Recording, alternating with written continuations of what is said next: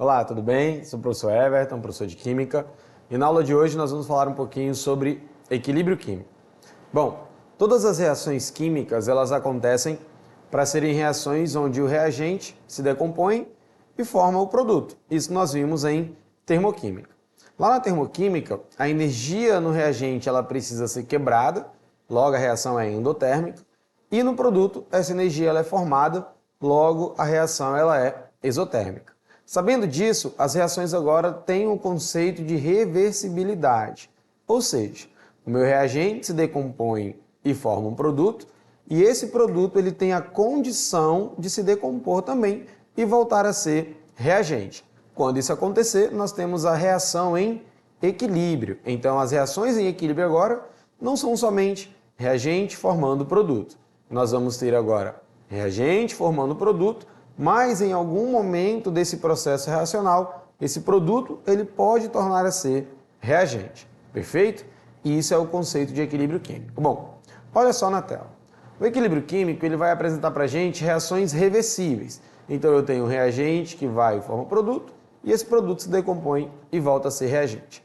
O sentido em que eu tenho uma reação em equilíbrio, uma representação de uma reação em equilíbrio, é essa dupla seta. Então essa seta ela vai para a direita, formando os produtos, mas ela também pode vir para a esquerda, formando os reagentes. Nesse caso, nós vamos ter sempre uma reação direta, é uma reação em que há formação de produto, logo essa reação ela vai para a direita. Já uma reação inversa é uma reação que há formação de reagente, logo essa reação ela vem para a esquerda. Aí nós temos na tela alguns exemplos de umas reações químicas em equilíbrio. Percebam que essas quatro reações elas estão com uma dupla seta. Isso significa dizer que eu tenho reações em equilíbrio, reagente formando produto e produtos também se decompondo e voltando a ser reagente. O que precisa ficar para a gente nesse primeiro momento que você precisa anotar é que eu tenho dois sentidos reacionais. Uma reação que acontece de maneira direta, onde o reagente forma produto, onde esse deslocamento se dá para a direita, e eu tenho uma reação inversa, onde o produto ele forma reagente, onde esse deslocamento se dá para a esquerda. Então percebam que as reações químicas elas caminham em dois sentidos, direita e esquerda. Direita para a formação de produto e esquerda para a formação de reagente. Perfeito? Vamos seguir. Aí na tela nós temos o seguinte, como que eu sei que uma reação ela está em equilíbrio? Teoricamente falando, o equilíbrio químico é atingido sobre duas condições. Primeiro, quando as velocidades das reações direta e inversa são iguais, que é o que vocês estão acompanhando no primeiro gráfico, então eu tenho V1 simbolizando a reação direta e V2 simbolizando a reação inversa.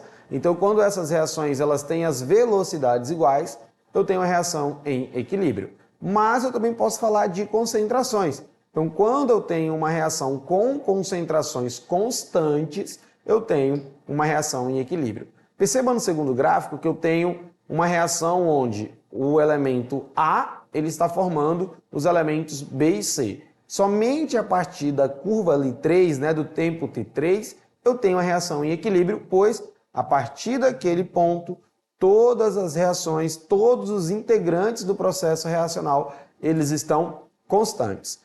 Então, o equilíbrio químico ele só é atingido quando se tem duas condições. Primeiro, as velocidades dessas reações elas precisam ser iguais e as concentrações, tanto de reagente quanto produto, elas necessitam ser constantes. Então, são as duas palavras-chave que nós vamos guardar. Velocidade igual e concentração constante. Perfeito? Vamos seguir. Nós temos aí o seguinte, eu tenho uma reação onde o monóxido de carbono está reagindo com o dióxido de nitrogênio, formando gás carbônico, dióxido de carbono e monóxido de nitrogênio. Nesse caso, nós vamos falar sobre a constante de equilíbrio. O que é a constante de equilíbrio? É o que vai me dizer se a minha reação ela tem um favorecimento de deslocamento para a direita ou se tem um favorecimento de deslocamento para a esquerda. Então nós temos basicamente algumas constantes de equilíbrio, como Ka, Kb, Kc, Kp, Kw, Ki, mas especificamente na aula de hoje nós vamos falar sobre duas constantes, que é Kc e Kp. Kc é constante de concentração e Kp é constante de pressão parcial. Para escrever uma constante de equilíbrio, é necessário que tenha conhecimento sobre como a reação química se comporta. Sempre vai ser reagente, formando o produto, mesmo que essa reação esteja em equilíbrio. Daí, esse valor de K pode ser atribuído a dois valores. Esse K ele pode ser muito maior que 1, isso indica que a minha reação ela é direta, indica que a minha reação vai para a direita, indica que eu estou tendo favorecimento na formação de produtos. Se eu descobrir que esse K ele é menor que 1, isso significa que a minha reação ela é inversa, que ela se desloca para a esquerda, logo ela irá produzir reagentes. Perfeito? Agora, como que eu calculo uma constante de equilíbrio? Uma constante de equilíbrio ela é calculada da seguinte maneira. É a concentração dos produtos elevada a sua determinada ordem sobre a concentração dos reagentes. Vamos ver na tela, olha só. No primeiro exemplo, nós temos Kc. Quem é o nosso produto? CO2 e NO. Então perceba que fica assim, ó. Kc é igual a concentração do CO2 vezes a concentração do NO sobre os nossos reagentes, que é a concentração do CO vezes NO2. Perceba que eles não estão elevados a nada, porque o coeficiente estequiométrico é 1 e aí eu não preciso elevar esses reagentes. Tudo bem? Já no segundo exemplo, nós temos Kp.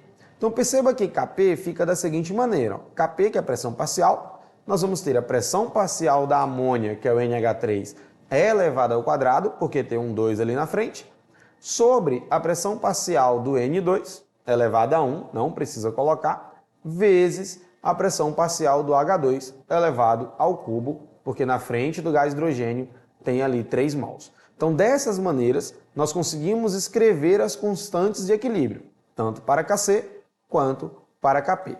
Lembrando que, quando eu falo de constante de equilíbrio, eu estou falando de moléculas que obedecem a alguns estados físicos.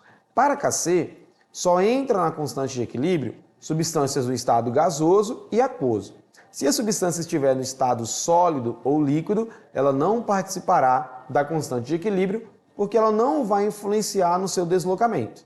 Já para Kp, que é a constante de pressão parcial, quando eu falo de pressão, falo somente de gases, então todas as substâncias que devem integrar esse sistema devem ser substâncias gasosas. Caso eu tenha uma substância sólida, líquida ou aquosa, essa substância também deverá ser cortada da constante de equilíbrio. Por isso, eu determino Kp somente para substâncias gasosas. Perfeito? Aí na tela, nós temos as constantes de concentração e as constantes de pressões parciais estabelecidas para as duas reações. Vamos lá. Nós temos uma questão, que essa questão ela está lá no livro 2, é a questão número 1, que está na página 187. A questão diz o seguinte, ó. O equilíbrio químico começou a ser estudado em 1798 pelo químico francês Claude-Louis Berthollet, quando acompanhava Napoleão Bonaparte numa expedição ao Egito. Quando estudava alguns lagos de água salgada egípcios, Berthollet observou nas margens a presença de depósitos de carbonato de sódio. O químico francês, que já estava familiarizado com o composto, através de sua conhecida, traduzida pela seguinte equação química. Então nós temos ali carbonato de sódio reagindo com cloreto de cálcio, produzindo carbonato de cálcio mais cloreto de sódio. Então temos o comando. Ó. Propôs que o carbonato de sódio teria sido formado através da inversão da reação anterior, provocada pela elevada concentração de cloreto de sódio e de carbonato de sódio, resultante da lenta evaporação da água do lago. Perfeito? Então o texto está falando para a gente da formação do carbonato de sódio. Seguindo. A reação reversível mencionada atingirá o equilíbrio químico no momento em que... Bom, então nós temos uma questão. Essa questão está querendo saber sobre qual é o momento em que uma reação atinge o equilíbrio. Se eu estiver falando de velocidade, o momento será quando as velocidades se igualarem. Aí a reação ela vai atingir o equilíbrio. Se eu estiver falando de concentração, o equilíbrio será atingido no momento em que essas concentrações forem constantes.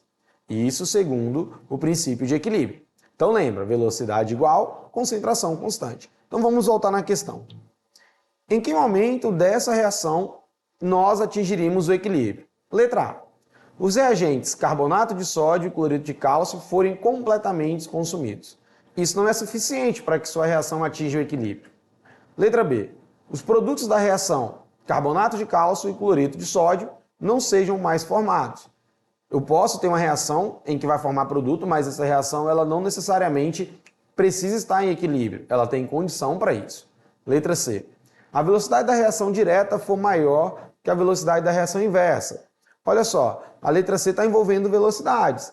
E aí o conceito é, se eu estou falando de velocidade, essas velocidades elas precisam ser necessariamente iguais e não constantes. Quem é constante é a concentração. A velocidade ela precisa ser igual, perfeito? Vamos seguir. A letra D diz o seguinte, ocorrer apenas a reação de formação dos produtos carbonato de cálcio e cloreto de sódio. Ora, se tem a formação dos produtos, é porque há uma necessidade de ter consumo de reagente. Então, só a formação de produto não é necessário ou não é suficiente para que haja uma reação em equilíbrio. E a letra E, as concentrações do carbonato de sódio, do cloreto de cálcio, do carbonato de cálcio e do cloreto de sódio se mantiverem constantes. Bom, pessoal, encontramos nosso gabarito. Olha só, nosso gabarito ele é a letra E. Por quê? Porque as concentrações de todos os integrantes da reação necessitam ser constantes, ok? Então vamos seguir. Ó, nosso gabarito aí na tela, letra E, perfeito? A próxima questão, ela também é encontrada no livro 2, é a questão 2, que está na página 187. A questão vai dizer o seguinte, o pentacloreto de fósforo, que é o PCl5, é um dos mais importantes cloretos de fósforo sendo usado como reagente da cloração.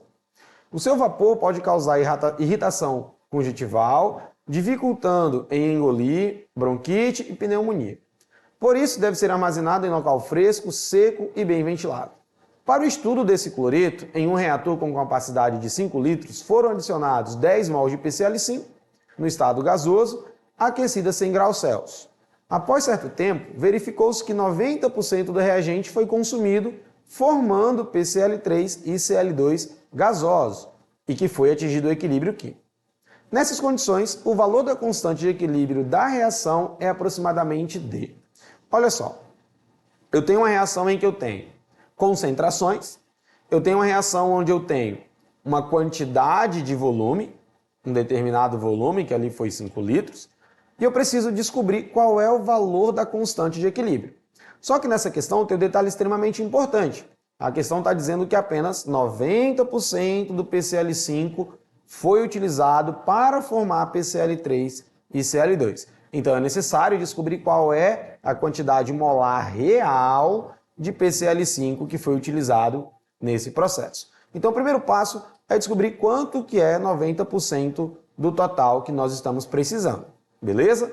Vamos lá na tela, olha só. Então o primeiro passo é o seguinte, eu tenho 10 mol de PCl5, isso equivale a 100%, porém apenas 90% do PCl5 ele reagiu, logo nós vamos ter aí 9 mols de PCl5 em reação. A questão fala pra gente que o PCl5 ele se decompõe e produz PCl3 e Cl2. Então montando uma reaçãozinha nós vamos ter o seguinte, ó, o PCl5 se decompõe, produz PCl3 e Cl2.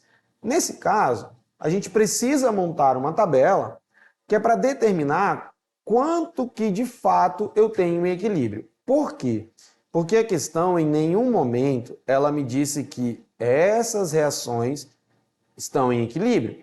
A questão me diz que eu tenho 10 mols de PCl5, que 90% desse PCl5 reagiu, formou PCl3 e Cl2. Então eu preciso descobrir qual é o valor que eu tenho no equilíbrio. Para isso nós vamos montar uma tabela muito simples. Nós temos o início reacional, o meio da reação e aquilo que tem no equilíbrio. Perfeito? Vamos lá. Então no início da reação, o que eu tenho? Eu tenho ali no início da reação 10 mols de PCl5. Eu sei que na verdade não reagiram 10 mols, reagiram 9 mols. Tudo bem? Logo, para descobrir o equilíbrio, é só você fazer uma pequena subtração do que você tinha no início com aquilo que reagiu. Perfeito? Então, nós vamos ter no equilíbrio 1 mol de PCl5. Perceba que para o PCl3 e para o Cl2, tem zero. Por quê? Porque no início da reação não existe produto, apenas existe o reagente sendo consumido e durante a reação esse reagente ele vai formar produto. Logo, nós vamos ter 0 mols para o PCl3 e 0 mols para o Cl2. Perfeito, pessoal? Vamos seguir então.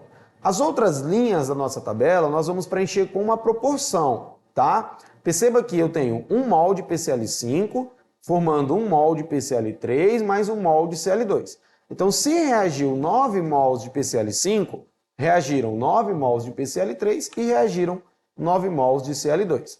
Para descobrir o equilíbrio, é só subtrair um pelo outro. Se antes eu tinha 10 mols e reagiu 9, significa que lá no final da minha reação eu terei apenas 1 mol.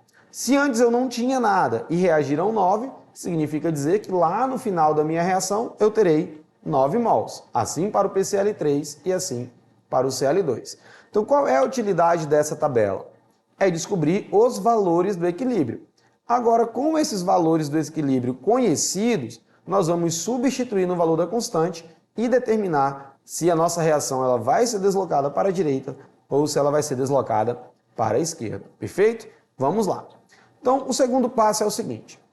O volume ele é de 5 litros e nós sabemos, nós já vimos isso lá em concentrações molares. E mais uma vez, se você perdeu a aula de concentração molar, acessem aí as nossas plataformas, essa aula ela vai estar disponível lá, você consegue encontrar. E nós vimos nas aulas de concentrações molares que a concentração molar ela é o número de mols dividido por volume. Então eu descobri o número de mols de cada integrante da minha reação e eu sei que o volume reacional são de 5 litros. Então eu preciso descobrir qual é o número de mols em cada litro. Para isso é só dividir um pelo outro. Então vamos seguir.